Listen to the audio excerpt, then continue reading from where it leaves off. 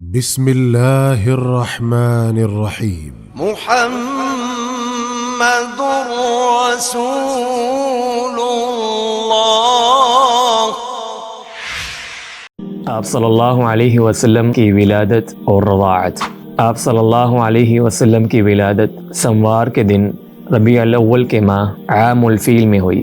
امام مسلم رحمہ اللہ نے اپنی صحیح میں ابو قتادہ الانصاری رضی اللہ تعالی عنہ سے روایت کیا ہے کہ رسول اللہ صلی اللہ علیہ وسلم سے سموار کے دن کے روزے کے بارے میں پوچھا گیا تو آپ صلی اللہ علیہ وسلم نے فرمایا، اس دن میں پیدا ہوا اور اسی دن مجھ پر وحی نازل ہوئی۔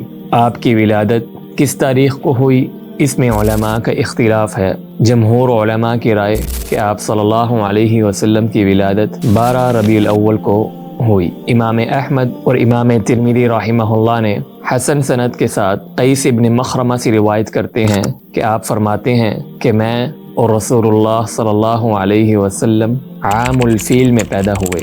امام حاکم رحمہ اللہ نے اپنی مستدرک میں حسن سند کے ساتھ عبداللہ ابن عباس رضی اللہ تعالی عنہما سے روایت کیا ہے کہ آپ فرماتے ہیں رسول اللہ صلی اللہ علیہ وسلم عام الفیل میں پیدا ہوئے۔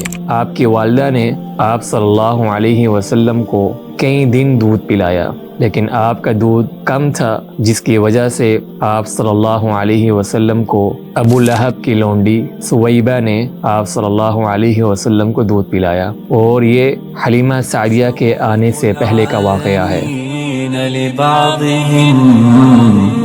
فالشوق نحوك لا يحاط مداه صلى عليك الله ما رفع النداء وتحركت بالباقيات